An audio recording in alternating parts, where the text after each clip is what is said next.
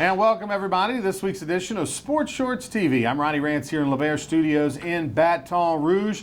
Joining me are going to be a couple of baseball guys, as this is going to be an all-baseball show, as it's Selection Monday as we tape here Monday afternoon in the capital city. A lot going on, and normally we talk about all the teams that make it into the NCAA regionals from the state of Louisiana.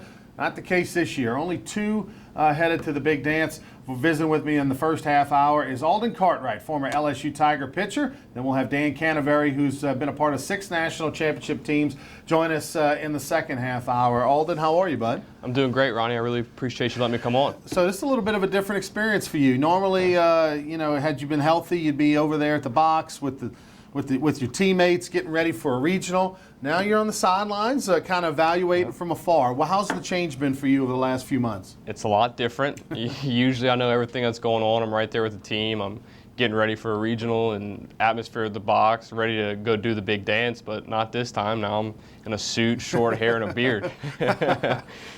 You grew up in the Baton Rouge area, went to Runnels High School, played for Tookie Johnson, was captain of the 91 national championship team, had a chance to go to Omaha as a player. What's today like? Selection Monday. You're over there. You're in the room at the box with all the media and some close members of the team. What's today like normally? It's a big production. I mean, it's really cool actually that you get to watch it with your whole team, family members close to you, close people to the LSU community, and get to watch the selection. And it's a unique experience. I mean, usually I'm sure back in the day it wasn't like that. You just, okay, hey, we're playing this team, this place, let's go do it. And now we get to watch it unfold before our eyes on TV. We know that there were some awards given out. The Wally Pontiff Jr. Award went to Cole Freeman, and we know that the Skip Bertman Award went to Kramer Robertson. Are those trophies important to the players, and what do those awards mean? It's really cool because it's a tradition. It's being passed on. You see the other guys that have gotten it, like Jared Poche got one last year, and the big names that get it, they're really important, like Mason Katz, Jared Poche, now Cole Freeman, and Kramer Robertson. They really embellish the LSU tradition and the history, and they really take it in stride, and it's a really cool thing. Cole Freeman's one of those guys that he wins the Wally Pontiff Jr. Award, and that's kind of a guy that, kind of the I guess the inspirational leader in a certain way, and a good guy in the classroom and off the field as well. And of course, that's what Wally Pontiff Jr. embodied when he played at LSU 2000 through 2002. Talk about Cole. You play with him for a couple years. What does he bring to the table? What makes him so special? Actually, the first time I played with Cole when I was a junior in high school, we played at the Under Armour All-American something or another, some name they gave to the tournament that we played at. And Cole at that point was trying to find somewhere to play, and then he landed at Delgado. What makes Cole so special is that people overlooked him. Short guy, they don't think he's that great, and he has a lot of heart, which pushed him to the front of the line. But if you really watch Cole play, Cole's a grinder. He's gonna make the defensive plays, he's gonna come up, he's gonna get the clutch hit. He's just as good as anyone out there. They just deem him small. But he's small, he's fast, he's strong, and like he says, he has the tattoo right here every time he does the at-bat, and he has it up there. Heart has no limit, and it truly doesn't in Cole Freeman. So, let's talk about that, because I know a friend of mine who watches that. So when Cole gets in the box a lot of times and he gets ready to get into the box to get set, he'll grab the side of. So he's not doing that to stay closed or whatever. That's an motivational thing. Holds the bat, holds it up there. It's just something in his mind that. Just anything, like in pitching, there's something that gets you going. Him, it was where he started, the struggle he got to get there. Now he's on a big stage. It's just so important to him, and that's why he succeeds so well. Interesting. Kramer Robertson, here's a guy who a couple years ago was frustrated, wasn't playing as much, wasn't performing as well, contemplating whether this is the right fit for him here. I think LSU was contemplating whether this is the right fit for him. He makes the decision to stay. Maybe partly out of necessity because you couldn't go junior college at the time anyway and had to sit out a year. Comes back in the last 2 years. It's been like, who is this guy? I mean, he has been absolutely on fire. Has made highlight plays at shortstop, hitting, for the most part, over 300 for most of the last 2 years. And again, another clutch guy. I mean, what is it about Kramer that you saw the change? You saw the switch. What was it that did it for him? So Kramer came out of high school. In case you didn't know, his mom's Kim Mulkey. Okay, first off, there's nobody who doesn't know that watches this show or watches anything to do with sports. Everybody knows Kim Mulkey. His hair, is his mom. cleats, yeah. So when he came in, he was a big name. He was supposed to do great things. His mom, his sister came from pedigree. He was just supposed to be the guy. And he got knocked on his butt. You know, he was supposed to be up there, and he wasn't. And so I think Kramer looked at himself in the mirror finally and said, look, I've got to take my game to the next level. I can't worry about what's going on around me, who my mom is, where I'm supposed to be, what championship I'm supposed to win. I need to be Kramer Robertson. I need to make my own name for myself. Right. And when he did that gut check, that's when you saw his play, his grittiness, taking the ball off the face, bleeding, dislocating his pinky finger or jamming it back in and keep playing. That's what it takes to win. That's what people don't understand. It's not the cleats, it's not the hair, it's not how pretty you look when you play, it's not how hard you throw, it's how hard you can play for the team that you're playing for. Visiting with Alden Cartwright, of course. You know, Alden was out of Baton Rouge area. He grew up in the shadows of Tiger Stadium, knows what it means at LSU this time of the year. And of course, after having a really nice career at LSU, unfortunately sidetracked due to injury. And so now he'll be helping us out from time to time on Sports Shorts TV and radio. As we take a look at some of the highlights of the championship game from yesterday, right now it's amazing how this team has turned things around over the last 4 weeks. It wasn't that long ago, LSU was in 7th place in the SEC. Out of 14 teams, and here they are, a clear-cut top 8 national seed of not really playing the best baseball in America. They are going to be tough to beat by anyone. They're playing the best baseball they've played all year. They're winning baseball games. They sweep 3 series in a row in the SEC and then sweep through the SEC tournament. That's unheard of for any team to do. Winning baseball in the SEC is difficult to do. Doesn't matter how good the team is. It's difficult to win in the league. Talk about Paul Mainieri, how he talks about winning championships one at a time and all that sort of thing. And, of course, you guys have accomplished the goal of not only qualifying for the SEC tournament, which is check one, and then you qualify, you know, you win the West, and then you win the overall, and then you win, you know, you make it to the SEC tournament, and then you win that.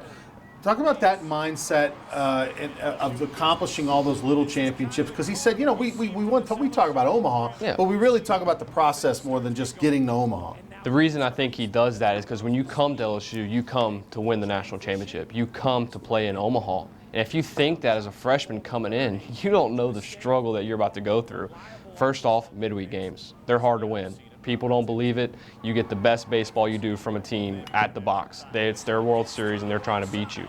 And so if you don't do the little things, if you're not, okay, let's win the first series. Let's make our way to the second series with a winning record before we even think about Omaha. So when you check off those little goals, if you just keep checking them, you keep your head down, you keep winning games, as you keep checking those check mark boxes, and now you're a national seed right where you need to be. LSU's, it's been amazing under Paul Mainieri how they've had 6, I mean, in 11 years he's won 6 SEC championships, tournament championships, which, you know, most people that really follow baseball will say that winning an SEC tournament championship is every bit as hard as winning a national championship most years, because the teams are so loaded and the quality of competition. You got all these future major leaguers. You know, what is it about? I mean, is it just the pride and the tradition that makes it so that when you guys get to Hoover, it's so important? Oh, Hoover's amazing, especially that quote that Cole Freeman got when he stepped in the box in the championship game yesterday when the Arkansas catcher, hey man, I didn't know this was a home game for you guys. Right. It really is. There's 10,000 LSU fans, and it's just like you're at the box, and it's even more exciting. You're in a different park, it's big league, it's a huge field. You get to do the unique thing of walking through the stadium instead of actually, you know, you usually don't usually see fans, but this time you're walking high-fiving as you're going through. It's a cool atmosphere, it brings the level up, and then we've really cherished Hoover.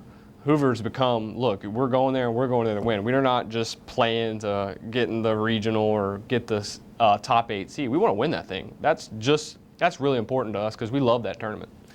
You know, LSU made some changes, obviously, and it was a big deal in the fall when Andy Cannizaro walked into the locker room and said, you know, he was leaving to go to Mississippi State as a head coach. And boy, we'll talk about that in a little bit. That could be a spicy Super Regional. Mississippi State wins and Hattiesburg and comes to the box. But so all of a sudden now it's a little bit, you know, the team gets turned on its head a little bit. All right, Andy's gone. He was very popular with the offensive players. They liked his coaching style. And now all of a sudden, Micah Gibbs gets promoted, largely due to request of the players. You know, I know some of the group team leaders went into Paul Mainieri's office and said, "Hey, we want we want you guys to consider Nolan Cain and Micah Gibbs for the job.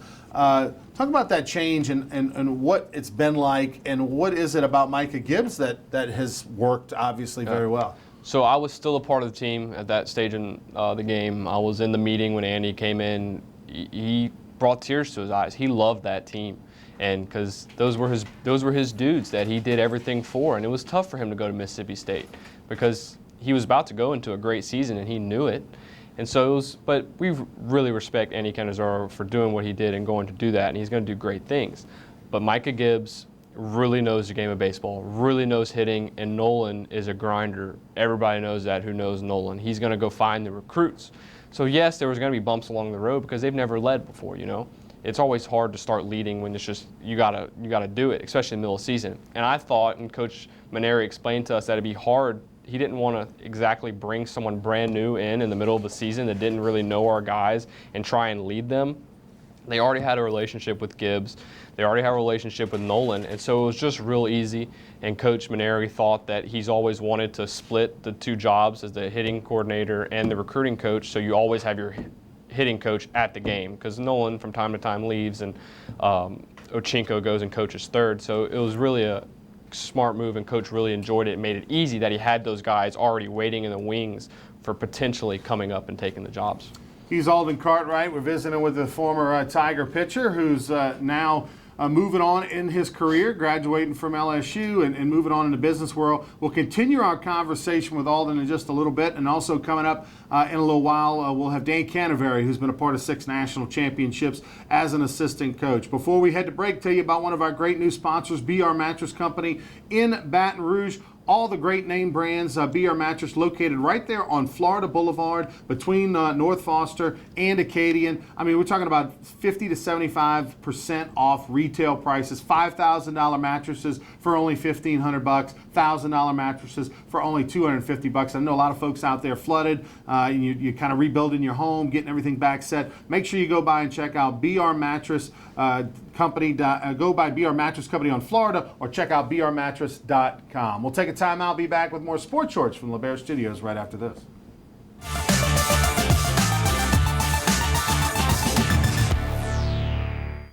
Relief Window. Experience Relief Window. When my wife and I started Relief Windows, what we were trying to do, what our goal was to give a quality job to a homeowner. Everybody's scared of contractors. We wanted to change the mold of what that is. Not showing up on time, not answering the phone, somebody running with your money. The reason why you should pick Relief Windows to do your renovation of your home, windows, doors, HardiePlank siding, is because of the experience, quality service of our company. Service is everything we have. It's the foundation of our company. We're going to show up on time. We're going to do the job right. Over 60% of our customers is customer referral. We're a local company here in Baton Rouge, built in Baton Rouge, staying in Baton Rouge. Okay. The job's not done until you're happy and we're happy. It's built the old-fashioned way, with a handshake. Here at Relief Windows, it's an honor to be official window, door, and siding company of LSU Athletics, from one winning team to another. Relief Windows. Appliance Distributors of Louisiana are appliance experts who have been in business for over 35 years. ADL provides worry-free, full-service solutions for the whole home. ADL works with designers, builders, or individual homeowners like me when I was remodeling my home after the Great Flood in August 2016. ADL offers special homeowner discounts, just like the ones the builders get. Go to ADLappliances.com and see all the major name brands, or stop by their store on Nicholson Drive in Baton Rouge. ADL services the entire state of Louisiana, so call, log on, or stop by today. Appliance Distributors of Louisiana.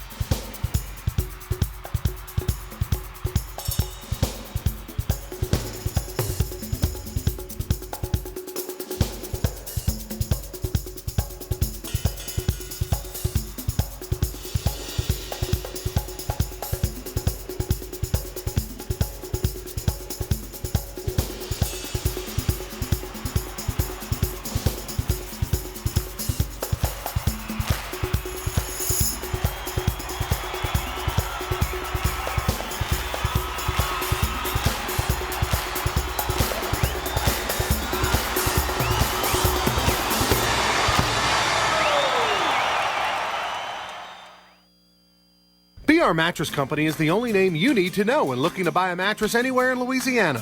BR Mattress Company is located in the Live Oak Shopping Center on Florida Boulevard between North Foster and Acadian. BR Mattress Company offers all the top name brands at 50 to 75% off retail prices. That's a $5,000 mattress for only $1,500. BR Mattress Company is open 7 days a week, and owner Mitch Kimball and his staff will provide you with laser-like service and a PhD in mattress education. If you want the best night's sleep of your life, go see the experts, Baton Rouge Mattress Company.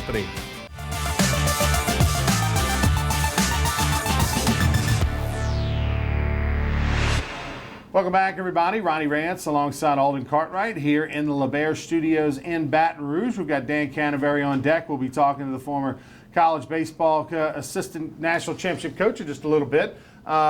LSU, we find out over the few hours ago as we tape here Monday afternoon, the Tigers will be a number 4 national seed. Surprised by the number? Did you think 4 was where they would settle? I think 4 is great. I saw projections at 3, 4 doesn't, but it doesn't really matter. Yeah. It really doesn't. So you look down the road, and what's incredible is that, being a top 8 national seed isn't what you think it would be statistically. Only about 56% of the national seeds have gone on to Omaha since the seeding process began in 1999, which is really a shocker. You would think it would be much higher than that. But that just gives you an idea of the parity of college baseball and what's going on. But if you project out, if buts, whats, and nuts, if everything stays the same, number 1 Oregon State would be on the same side of the bracket in Omaha as LSU and Texas Tech, and then it was the number 5 seed. So you have 1, 4, 5, and 8 is Stanford. So you'd have Mark Marquis, the legendary coach who's retiring at the end of the year. You'd have Stanford and Oregon State, who are obviously very familiar with each other from the same conference. You'd have Texas Tech and LSU, familiar with each other from playing each other in the Minute Maid tournament over in Houston, where Texas Tech won in I think the 9th inning or something like that. They came back to win. So that would be down the road. You're looking at that. The regional. There's no such thing as a layup gimme regional, but I think LSU's pretty happy with the fact that you got a SWAC champion who's has never done anything traditionally, and then you've got Rice, who wasn't going to be in a regional if they didn't win their conference tournament. They wound up getting hot, beating Southern Miss in the regional championship, and then a Southeastern team who didn't win their regular season tournament, didn't win their Southland Conference tournament. But Southeast is not going to be intimidated by LSU. Absolutely. They play them every year, and they're very familiar with them. But I think this regional sets up, as we take a look at the bracket, pretty well for LSU. Oh, absolutely. Like you said, nothing's a gimmick. You can't just go in there and say I'm LSU and you're going to win that regional. And as long as no one guarantees a win, they should be all right in the regional. We'll have to make sure that there's a Acadian ambulance behind the dugout for Rice, because you never know when their head coach, who's 80-something years old, 82, 83 years old, and it's going to be very, very hot at the box this weekend. Yeah. So we make sure we've got lots of liquids there. Let's talk about that super regional matchup. Look at the matchup. Southern Miss hosting a regional for the first time in 14 years, had a very good year. Taking on Illinois Chicago, who statistically is top 10 in pitching and offense. Yeah. So you can't sleep on them. Obviously, they'll have one guy that can really go and give them some trouble. But South Alabama, Mississippi State, that's the matchup. Great matchup. And if you're Mississippi State, you like your regional here because your fans are going to be there in force. You're in your home state. You're taking on a Southern Miss team who's not used to hosting regionals. So for Mississippi State, if you're not going to host, this is about as good as it gets. Right. When I was watching the projections or watched the stuff that came out, that is a competitive regional. It's 3 great teams that are in it. And you don't know what Illinois Chicago is going to do, because I think didn't they have something like 2nd ERA in the country? Yeah, right. So they can pitch it, and all those teams have good bullpens. South Alabama, they beat us at home, so they can play. Mississippi State, they had a lot of injuries to pitching, but they're still figuring out. They have a great coach that can lead them.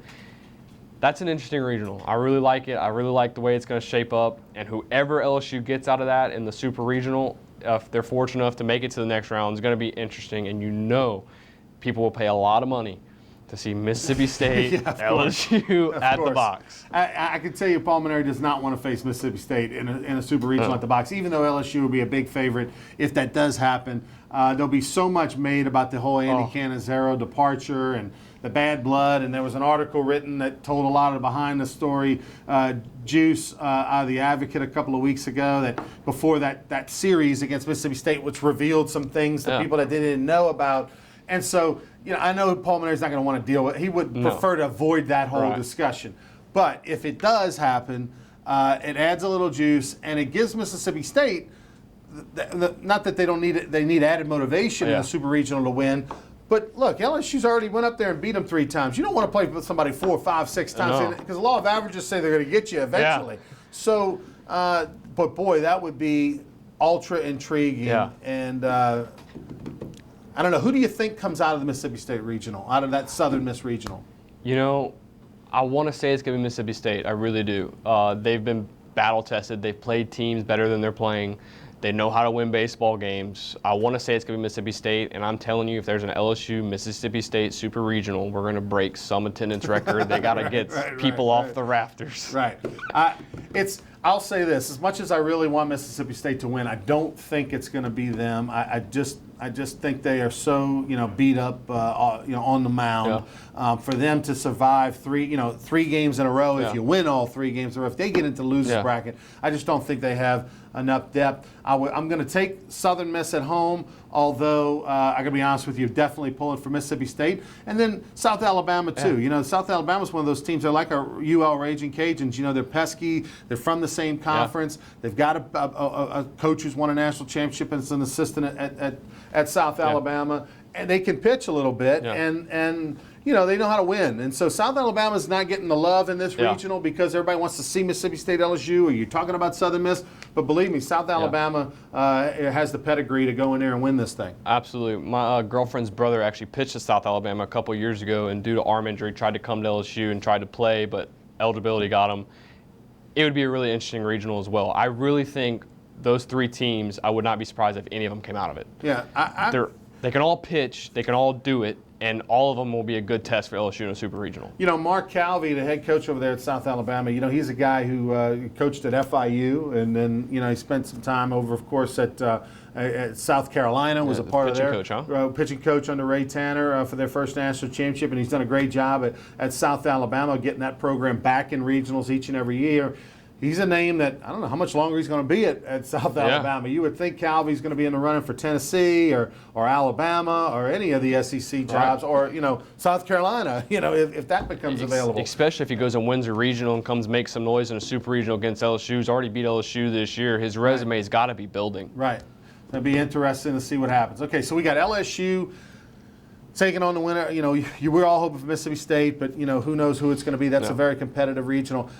McNeese didn't get into a regional. And this is a team, the Cowboys, who beat LSU, who won the Southland Conference, won over 20 games in the Southland Conference. And I thought the Southland Conference this year was, at least in the first 9 teams, was as good as it's ever been. But McNeese, Justin Hill, who was the hot coach a few weeks ago, fortunately they went 2-Q, didn't help themselves, and there were a lot of upsets in conference tournament play. A lot of teams that would not have been eligible any other way unless they came through and won their conference tournament. All those Cinderellas took it away. And McNeese, as it turns out, when we saw the committee's first 4 out, wasn't even in the first 4 out. So McNeese probably wouldn't have been in. I was surprised. McNeese didn't get in, or at least they were right on the bubble. And I was surprised that Southeastern was a number 2 seed, even though they didn't win a championship. McNeese can't go 2-Q in that tournament. They really can't. It's all about, they look at their resume. There's a lot that goes into the end. I know from experience, my freshman year in 2014, when we pulled the we were just kind of in the same situation, losing games early, trying to find our way, really couldn't, and then started picking it up. We went and swept through the last 2 series, swept through the SEC tournament, but before that, they didn't even know if we were hosting a regional. And then we got the national last 8 seed. It's all about who's hot at the right time and who wins games late, and that's where they kind of figure it out. But it is a tough break for old McNeese. I was talking to J.R. Teagues, the athletic director over at Southeastern, and he's involved in an exploratory committee with NCAA baseball, and he said that they're putting more emphasis in not only your strength of schedule outside of your conference, but your strength of schedule to intent, meaning that Southeastern got a lot of credit for playing Vanderbilt, playing Yeah. Rice, even though they were down relative to the years that they normally have. So for trying But to play, yeah, so like if you schedule if next year Southern plays LSU in a 3-game series and LSU happens to have a bad year, Southern's not going to be penalized. Yeah. They'll still get credit, Right. some extra credit for facing LSU. So in the case of Southeastern, they really had a good non-conference strength of schedule. I think they were 11th in the country, if I remember correctly, for strength of schedule for out of con, which is impressive. Yeah. And then they also, it could have even been better if Rice and Vandy would have been better. Yeah. And I think the fact that now they're also considering, who you schedule and when you scheduled them. Like a year ago, Rice and Vanderbilt were a bigger deal than they ended up being in 2017. So you're kind of getting a little double I get credit that. for that. So that makes a lot of sense. But for McNeese, they did not have a tough non-conference schedule, with the exception of a few games. One against LSU, which they won. One against UL at a home and home against UL, which they split. They just didn't have those non-conference weekend series that were meaningful, and so I think they held it against them. But still, McNeese is one of those teams that, man, they're probably looking themselves in the mirror thinking they should be in the big dance this weekend.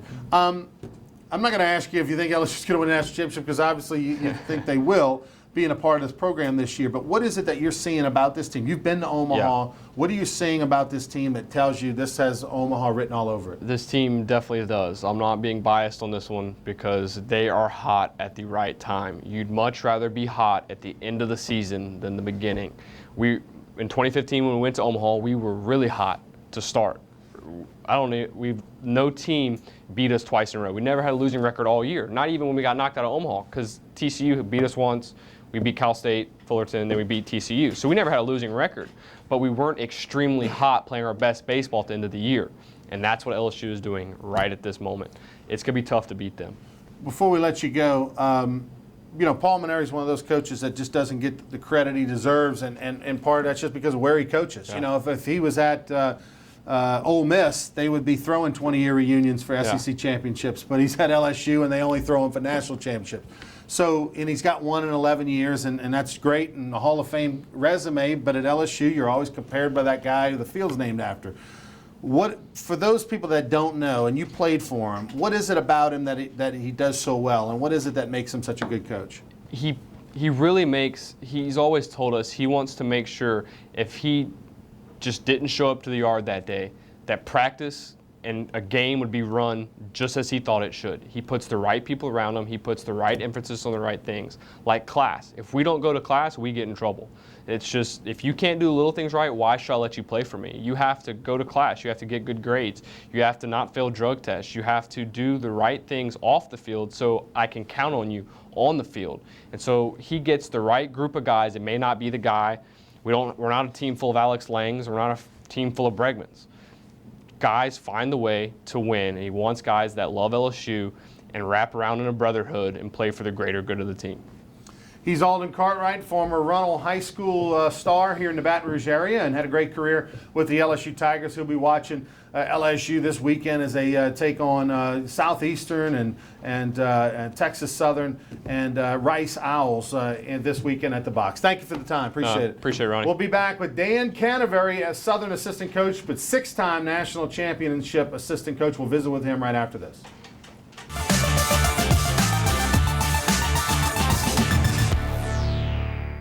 When it comes to you or a loved one facing a long-term stay in a hospital, there are other long-term acute care hospitals, and then there is AMG Specialty Hospital. AMG Specialty Hospital is a long-term acute care hospital known as an LTAC. We are designed to give care to patients who require an extended hospital stay. AMG Specialty Hospital focuses on putting our patients first, which is why 90% of our specialty hospital patients and their families would recommend us to others. Other LTACs will care for you. AMG Specialty Hospital will care about you. AMG is committed to delivering quality health care to our patients within the communities we serve. Go ahead, ask your doctor which LTAC hospital they would trust most for their own loved ones. If you're looking for a pretty hospital, they're out there. But if you're looking for the best long-term acute care hospital with great patient care, AMG is proudly serving 8 locations in Louisiana and 7 other locations within the United States. So when the best care is as close as this, there's absolutely no reason to go to any LTAC other than AMG's healthcare management for complex medical needs. Relief window. Does the new year mean new windows, hardy plank, or vinyl siding? Then you need to call Relief Windows for award-winning customer service and years of experience. Looking for quality replacement windows with lifetime warranties? Trust Relief Windows. Call us or come walk through our showroom and get a free consultation with one of our many window experts. Relief Windows is a proud partner of LSU Athletics. Come see us today or call 288-8138. 288-8138. Attention to detail makes the world go round. At Baker Printing, our approach to the printing business is very simple. Treat it as if it were your own. That's not always an easy job, but it comes from the top down in our company. We thrive on the unique jobs. Bottom line, we take care of our customers' projects as if they were our very own. At Baker Printing, attention to detail makes our world go round. BR Mattress Company is the only name you need to know when looking to buy a mattress anywhere in Louisiana. BR Mattress Company is located in the Live Oak Shopping Center on Florida Boulevard between North Foster and Acadian. BR Mattress Company offers all the top name brands at 50 to 75% off retail prices. That's a $5,000 mattress for only $1,500. BR Mattress Company is open 7 days a week, and owner Mitch Kimball and his staff will provide you with laser-like service and a PhD in mattress education. If you want the best night's sleep of your life, go see the experts, Baton Rouge Mattress Company. If you're an avid sports fan, then you need to check out the Louisiana Sports Hall of Fame, located in historic downtown Natchitoches, next to the Chateau St. Denis Hotel and the Natchitoches Convention Center. The Louisiana Sports Hall of Fame is where the rich history of Louisiana sports is told through the pictures, artifacts, and by the legends themselves in video archives. Come to the Louisiana Sports Hall of Fame and Northwest Louisiana History Museum and visit a world-renowned architectural marvel. For more information and to purchase tickets to the annual Louisiana Sports Hall of Fame events, visit lasportshall.com/purchase. Wooden Haven Furniture Company is your furniture destination for timeless designs handcrafted by artisans from around the globe. Wooden Haven Furniture Company has furniture that can change or just accent your world at home. Wooden Haven Furniture Company.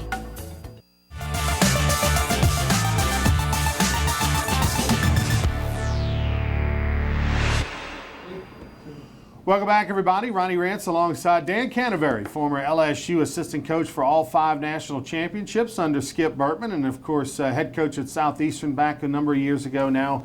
Worked with Roger Cador at Southern the last couple of years. Dan, thanks for being here. Oh, thanks for having me, Ronnie. This is always a great time of the year, man. You know, if you're a basketball guy, it's the equivalent of the Field of 64. Yeah, and March Madness. March Madness, and this is June Madness, and it's always exciting. Any surprises for you as we tape here Monday afternoon? You saw the selection earlier. Anything jump out at you? Well, nothing really jumped out because of parity. You know, when you talk about NC2A baseball, you talk about parity, which is what they were trying to achieve, but everybody's with the 35-man roster, 11.7, 27 guys on scholarship, nobody under 20, under 25%. That means everybody's got players now. Where in the old days they didn't have that. So that's a big thing. That's a big deal. But I have to say I was disappointed Miami didn't make it. Yeah, you played and coached at the University of Miami. The last time they didn't make it, I was in high school. Okay, so that was a long time ago, and they made a nice run at the end, but they were bad this year. Yeah. I mean, for Miami standards, they weren't good. But will there be a change there? I know there's been a lot of rumblings for the last few years about changing the coach there at University of Miami. He's been over there 25 years well, roughly. they've already got Gino DeMari hired as the coach in waiting. Morris. Oh, okay, so that's the deal. So okay. Gino's going to be the coach. I think Morris will probably step back even more than he has, probably with some pressure. Yeah. To do so. But Gino's got it. J.D. Arteaga. It's one of the reasons J.D. didn't go to FIU. Former lefty pitcher from the University of Miami. Yeah, pitched against us in the Warren Morris game, and J.D.'s a fine coach. So they got a nice staff. They just, the thing you have to realize is, one of the penalties that they had is they weren't allowed to give academic aid, like Vanderbilt and the other private schools, and they're relatively new there. So when they went on probation a few years back, that really hurt them. They struggled to stay with it. With these new rules and the parity, it's hard for them to get back, but they're going to get there, and they'll be right back where they should be. one of the teams that did sneak in is Rice. You know, Wayne Graham had one of those long streaks. Hadn't you know? Oklahoma State too. Yeah, and Oklahoma State, who was in the College World Series a year ago, had to win its conference tournament. Oklahoma State won as an 8 seed. I don't know what Rice was. I don't know what their seeding was, but they weren't headed. They had to win. They weren't headed to a postseason. In fact, they were headed to possibly a national championship. But let's take a look at Oklahoma State. Here's a regional. That's a tough one. That's a tough one. I mean, Arkansas is playing as well as anybody, but Oral Roberts is like a Southeastern. There's one of those programs that's in every as year. a 4 seed with 42 wins. Yeah, and plays them midweek usually. Right, and then you got Missouri State, who's an excellent team. Yeah. And now the one I'm telling you is Wake Forest is a sleeper team. They hit homers, and they're playing an old minor league ballpark. And so there's they a coach hit that real people homers. are familiar with from down here. Yeah, Tommy Walter, who was at UNO and then left to go to Wake Forest, has built it quietly year by year. You know, a private school, big academic school, North Carolina, and he's just gradually recruited, and built the program up. Done a good job. Maryland's always tough, and Randy Mazey, former SEC pitching coach at Tennessee and at Georgia, has come back to life here. Worked for Schlossnagle at TCU and got West Virginia in the 2-hole. So that's going to be a tough regional. Yeah, that West Virginia as a 2 seed, that was a big win for Southeastern. They knocked off West Virginia earlier this year, and that was a big win that helped them pad their resume. So Arkansas and Wake Forest, those two teams will match up, and that should be a good one. Arkansas, if they win, of course, would host that regional. Right. But the speaking of Arkansas, I mean, there's never going to be gorilla ball, back again. I mean, because of the bats. But has something happened with the bats or the balls? Because there's more home runs now this year than there were the last couple of years across all of the college baseball. It's the same BB Core bat that we know of. It's the same baseball that they've used the last 3 years. Lower seeing. I think the big thing is that everybody's got facilities now, indoor hitting facilities. I think the hitting coaches are more specified, meaning, like for example, what Alden mentioned earlier in the show. Paul Maneri split the recruiting coordinator and the hitting coach. So now the hitting coach is there 24/7, constantly working. And kids coming up through baseball, as you know, for the Youth League Baseball, these guys are private instructors. They've been working on their hitting. You got people like, that do personal training and private fitness and gearing kids up. So I just think the quality of the athlete, the quality of instruction has really stepped up at all levels, and I think it's starting to pay some dividends. Yeah, because, I mean, it's we're seeing teams hitting 80, 90, 100 homers, which is kind of like back before gorilla ball, before the -5 back. That's about when LSU won the 1991 and 1993 national championships. They had 85 home runs. Yeah. I mean, that's the number. And you're seeing teams like Arkansas and others that have 80, 90 homers, and that's pretty impressive considering those bats. The BB Core bats are definitely, harder to hit out than any of that in previous college baseball history. But remember now, at the bigger schools, and I've been at all different size schools, Right. Coaching. At LSU, they get a strength coach. They lift 3 days a week. They got something. They get the nutrition plan. They got, Right.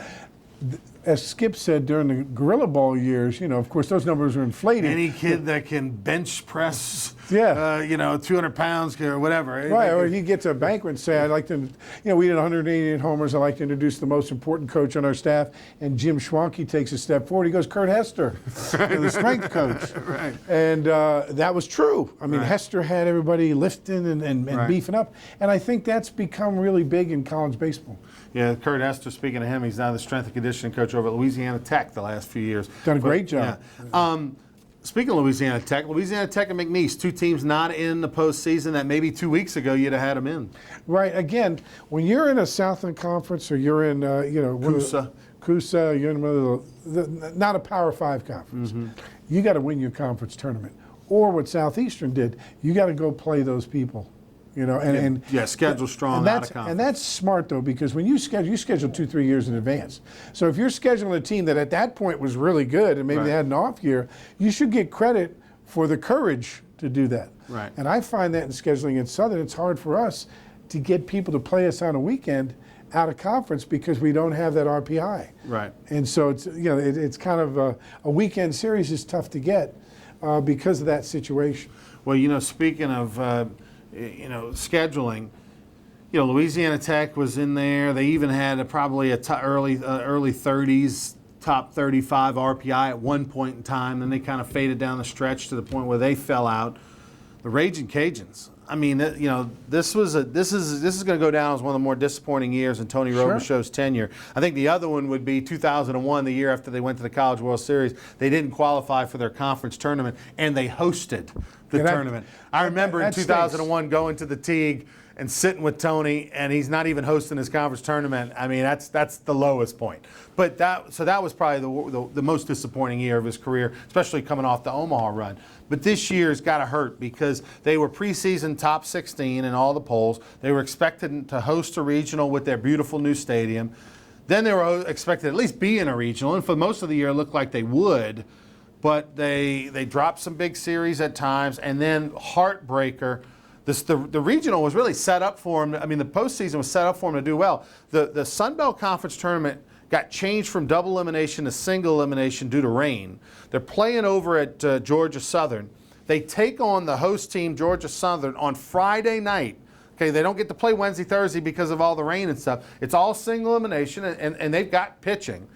They have a 5-1 lead or something like that in the ninth inning and lose, and go to give it up, go to extra innings and lose in extra innings. I mean, that was Heartbreak City. Leger was dominant like he had been all year, their Friday night starter. They're set up now. If you beat the host team, there's nobody in the stands the next couple of days, and you're single elimination with some guys on the bump that can get it done. They are set up to win the Sun Belt Conference, or at least play South Alabama in the finals, and anything goes there. They'd already beaten South Alabama 2 out of 3 earlier that year. So Heartbreak City, the RPI I think went to 60 or in the 60s. So Raging Cajuns stay home. McNeese stays home, even though they won a conference championship for the first time since '06, when Blair Barbier was an assistant coach on that team with Chad Clement as the head coach. And Louisiana Tech stays home. Those are 3 teams that stay home that are feeling it today. Tulane, a team that's usually in a regional, has been the last couple of years under David Pierce, not anywhere near the year they expected to have. Right. What is it about Tulane? They're not going to get back to where they ever were, right? Because of the rule changes and stuff? The rule changes, it's tough because, with those scholarship limitations, it's hard for a private school. Unless they have a giant endowment, they have some qualification aid, and it's tough for them. And then again, the hurricane really affected them. Through the years, it was tough. But again, they're in a conference that doesn't have the power rating in that conference that you do in the big schools. So it's a tough job. Travis Jewett, though, he's going to do a good job. He'll get it back. It's just you have to be patient at those private schools like Wake Forest or there's other places, especially with a new coach or if they've been down, because you have to build it up with freshmen because you can't get junior college guys in. Right. They're very, very difficult. Too tough a school, too expensive. In that situation, if you get a 50% scholarship, you're paying $20,000 a year. He's Dan Canterbury, knows a little something about national championships. Won 6 of them. 1 at Miami as an assistant coach, and then 5 at LSU. We'll take a time out. We'll be back. We'll look at some other regionals. We'll talk about LSU's chances. We'll get a little scouting report on Texas Southern, as they were the SWAC champion, and Dan Canterbury's Southern Jags played them during the year. We'll be back with more Sports Shorts right after this.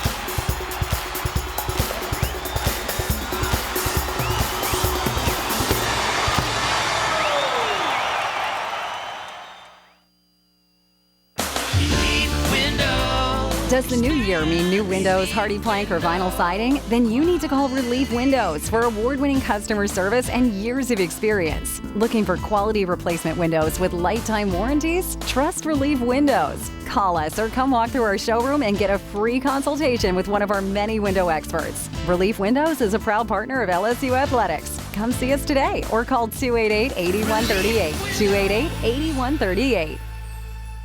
Appliance Distributors of Louisiana are appliance experts who have been in business for over 35 years. ADL provides worry-free, full-service solutions for the whole home. ADL works with designers, builders, or individual homeowners like me when I was remodeling my home after the Great Flood in August 2016. ADL offers special homeowner discounts, just like the ones the builders get. Go to ADLappliances.com and see all the major name brands, or stop by their store, Nicholson Drive in Baton Rouge.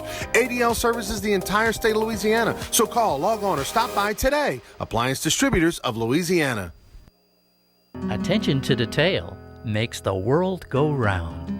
At Baker Printing, our approach to the printing business is very simple. Treat it as if it were your own. That's not always an easy job, but it comes from the top down in our company. We thrive on the unique jobs. Bottom line, we take care of our customers' projects as if they were our very own. At Baker Printing, attention to detail makes our world go round. BR Mattress Company is the only name you need to know when looking to buy a mattress anywhere in Louisiana. BR Mattress Company is located in the Live Oak Shopping Center on Florida Boulevard between North Foster and Acadian. BR Mattress Company offers all the top name brands at 50 to 75% off retail prices. That's a $5,000 mattress for only $1,500. BR Mattress Company is open 7 days a week, and owner Mitch Kimball and his staff will provide you with laser-like service and a PhD in mattress education. If you want the best night's sleep of your life, go see the experts, Baton Rouge Mattress Company.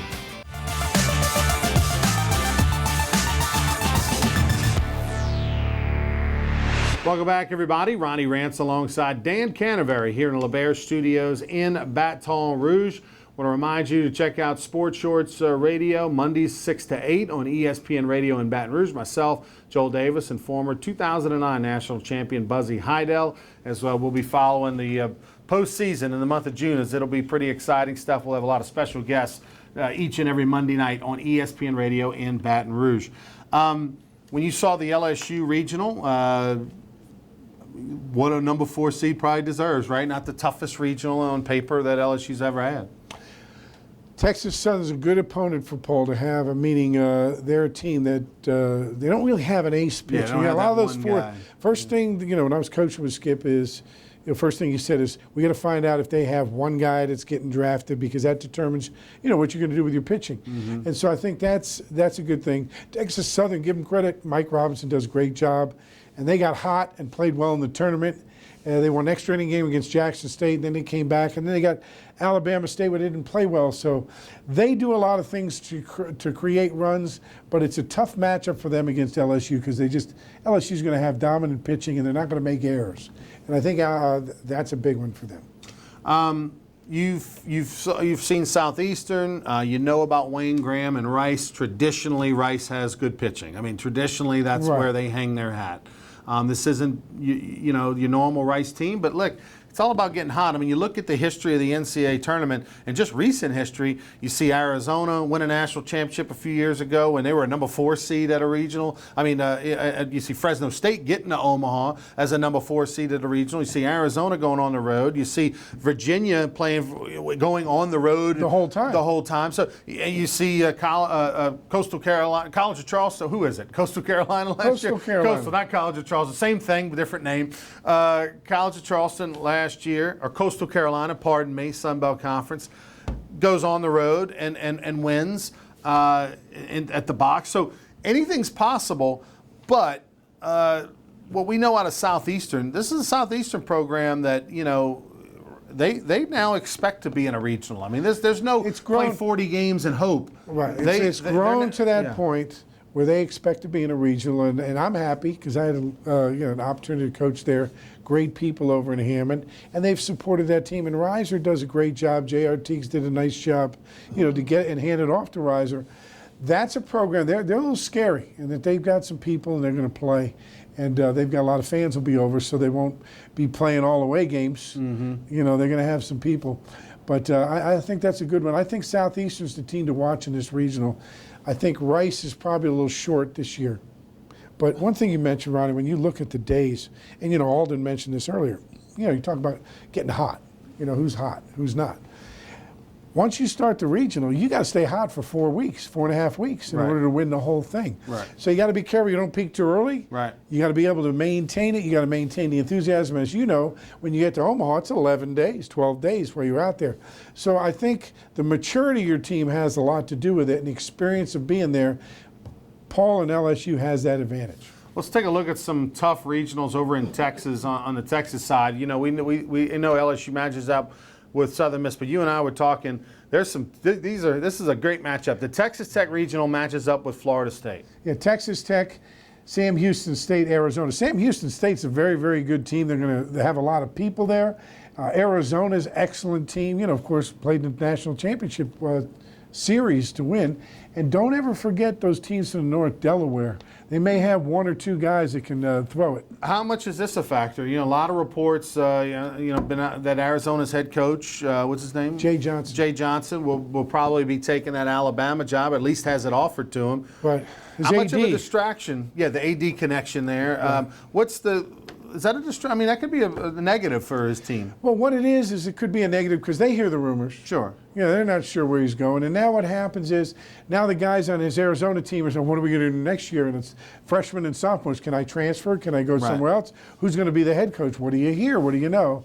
Meanwhile, if he's going to Alabama, and he's talked to Greg Byrne, and that's his job. He's got to look at the players he's got. He's got to finish off the recruiting. He's got to clean up things and do scholarship renewals. There's a lot of work at the end of the year for a baseball coach that people don't know about because, unlike the other sports, all your stuff is due in June 1. So scholarship renewals, checking with grades and all those things. Unlike basketball and football, where you have some time, it's all shut down right at the end of the year. How surprised were you that Alabama pulled the trigger and got rid of Goff there in 1 year as head coach? Well, what he was doing was not legal in the Power 5 conferences and really not accepted around the NC2A unless you have some tangible things to get rid of people. They're really protecting the student athlete, and I think that's fair, and that you can't run people off just because they're not good players. If you recruit them, or the person before you recruited them, you have to be patient and you have to try to coach them up because it's not their fault that they were picked to come and offered a scholarship and took it. And so I think the NC2A, I think that's a good rule.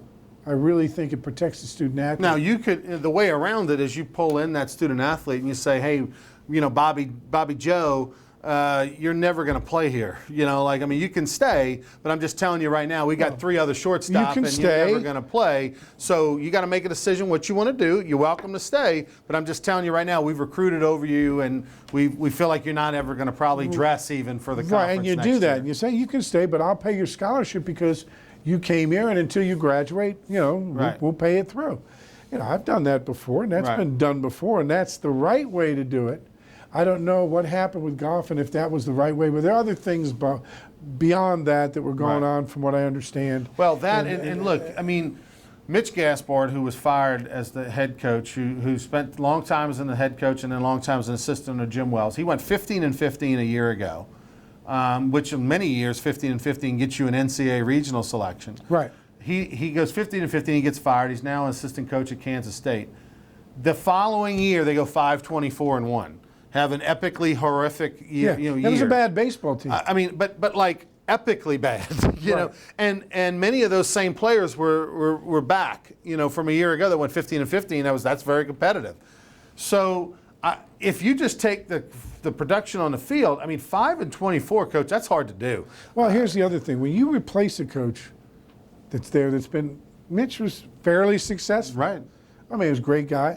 Remember, the year before, he had to play in Hoover's whole home schedule while they were redoing the stadium. Right. That's a difficult process as well with practices and other things. So they put him under the gun. It's tough to recruit, but you're recruiting to a drawing instead of a real stadium. But the bottom line is the players that were there, if they have a new system to learn and their skills aren't fitted to the system that's coming in, well, that makes it very, very difficult. Plus, when you make that transition, some guys leave the program, some recruits decommit, and it's difficult to get that team together and fill all your holes. So it's a difficult transition. Changing a coach, coaching's overrated a lot in some of these in the situations. I think this one, the coaching was overrated. The transition was difficult because the styles didn't match up, and the players that were there didn't fit the new system. Speaking of coaches, you took over as head coach for Southern in the SWAC tournament because Coach Kadar was not feeling well. Give us an update. Well, Coach had been sick since the Grambling series. Missed some series earlier, missed the Prairie View weekend series, called me up at 5:30 in the morning, can't answer the bell, went into the hospital twice, and pneumonia. Now, that's real. Right. I mean, at any age. Right. And he, what happened to him is he's got asthma, and the pollen count was very high, and he had like a flu-like symptoms. So he thought it was the flu, and like us old tough guys, we just keep going. He was going to suck it up and go through. Well, finally, he got shut down. He's a lot healthier now. He's had some rest. He had antibiotics. He's under doctor's care. He slowed down, took his time. And, Coach, if you're watching, I hope you keep feeling better. I speak to him every day. And can't get a better guy for an ambassador for Southern of the game than Coach Kadar. Well, this was year what for him?